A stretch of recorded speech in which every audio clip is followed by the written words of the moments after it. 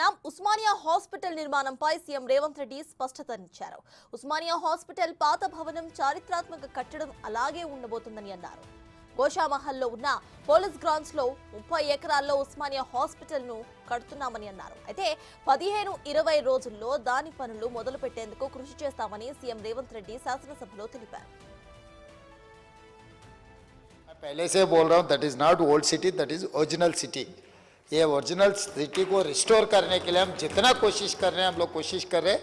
और अकबर साहब, मैं आपको वादा कर रहा हूँ, वो जो उस्मानिया हॉस्पिटल हेरिटेज बिल्डिंग है उसको भी बचाएंगे। और उस्मानिया हॉस्पिटल गोशा महल एरिया में 30 एकड़ में बनाने के लिए हम ऑलरेडी सरकार में ऑफिसरों को आदेश दे चुके हैं। आने वाले 15-20 दिन में मैं गोशा महल में जो पुलिस पुराना क्वार्टर्स है पूरा निकाल लेके वो नया उस्मानिया हॉस्पिटल बनाने के लिए हम लोग तय कर दिए। आने वाले कुछ दिनों में हम लोग वो काम भी शुरू कर देंगे। और मैं एक दो चीज़, क्योंकि actual I have some other important appointment, my deputy CM will take care of everything. मतलब मैं जाने से पहले एक दो बात मैं ये साफ कहना चाहता हूँ कि अपना शान हैदराबाद शहर का हम बचाए तो ये अपना आगे तरक्की होने वाले है। इसीलिए हम लोग मेगा मास्टर प्लान फॉर 2050 हम लोग बनाने के लिए कोशिश कर रहे हैं। अकबर साहब, मैं కొత్త ఉస్మానియా హాస్పిటల్ నిర్మాణానికి ప్రభుత్వం మాస్టర్ ప్లాన్ ను కూడా రెడీ చేసింది. ప్రస్తుతం ఉన్న ఉస్మానియా హాస్పిటల్ 26 ఎకరాల్లో నిర్మితమై ఉంది.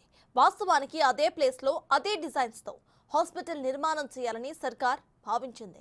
అయితే వారసత్వ భవనాలను కూల్చి నిర్మాణం చేయటం కరెక్ట్ కాదని గత ప్రభుత్వంలో చరిత్రకారులు కోర్టును ఆశ్రయించారు.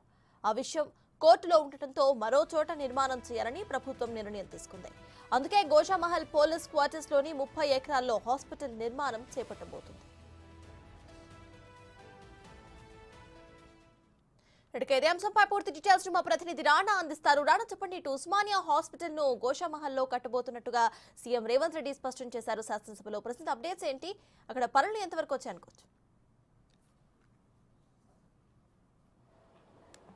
తెలంగాణ రాష్ట్ర ముఖ్యమంత్రి రేవంత్ రెడ్డి మానస పుత్రిక కూడా ఈ ఉస్మానియా హాస్పిటల్ అభివృద్ధిని తీసుకున్నటువంటి పరిస్థితి. ముఖ్యంగా ఇప్పుడు ప్రస్తుతం ఉన్నటువంటి ఆసుపత్రి ఏదైతుందో 26 ఎకరాల్లో ఉంది. చాలా తరతరాల నుంచి కూడా వస్తుంది కాబట్టి నిజాం కాలం నుంచి కూడా వస్తున్నటువంటి ఆ సంపద అంతా కూడా అలాగే ఉండాలి, దాని డిజైన్ అంతా కూడా అలాగే ఉండాలి. కాకపోతే కొద్దిగా మార్పు చేర్పులు చేసి మొత్తం రీకన్స్ట్రక్షన్ చేసి అదే ప్లేస్లో చేయాలనేది కూడా కొత్త సర్కారు కూడా భావించినప్పటికీ గతంలో ఉన్నటువంటి కేసీఆర్ ప్రభుత్వం కూడా పూర్తిగా ఉస్మానియా హాస్పిటల్ని దాన్ని మొత్తం పడగొట్టేసిన తర్వాత ఆ ప్లేస్లో వేరే డిజైన్తో కట్టాలనేసి అప్పుడు ప్లాన్ చేసింది. అయితే మొత్తం నిజాం నవాబులకు సంబంధించినటువంటి ఈ యొక్క కట్టడాలు ఎక్కువగా ఉన్నాయి. ఓల్డ్ సిటీ అంటే ఒక ప్రత్యేకమైనటువంటి చిహ్నాలుగా ఉన్నాయి కాబట్టి వాటిని వారసత్వ సంపదగానే మనం భావించాలి. వాటిని ఇప్పుడు కూలిస్తే వాటి యొక్క పూర్తి పోతుంది అనేసి కూడా వారు చెప్పిన నేపథ్యంలో వారి యొక్క చిహ్నాలన్నీ కూడా పోతాయనే ఉద్దేశంతో చరిత్రకారులందరూ కూడా హైకోర్టుని అప్పుడు ఆశ్రయించారు. ఇప్పుడు ఆ కోర్టు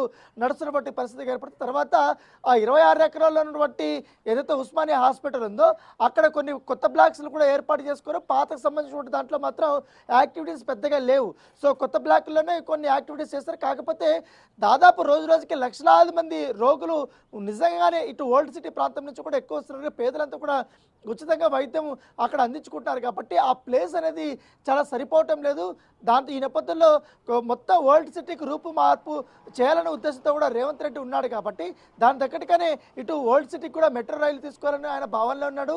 దానితో పాటు మూసీ రివర్ను కూడా పూర్తి స్థాయిలో ప్రక్షాళన చేసి దాన్ని ఒక థేమ్స్ నది లాగా కూడా తయారు చేయాలని కూడా ముఖ్యమంత్రి భావిస్తున్నటువంటి నేపథ్యంలో ఇప్పుడు ఉస్మానియా హాస్పిటల్ని పూర్తి స్థాయిలో కొత్తగా బిల్డింగ్ చేయాలన్న ఉద్దేశంతో ఆయన తలుపు చేశారు కాబట్టి అప్పుడు అది కోర్టులో ఉంది.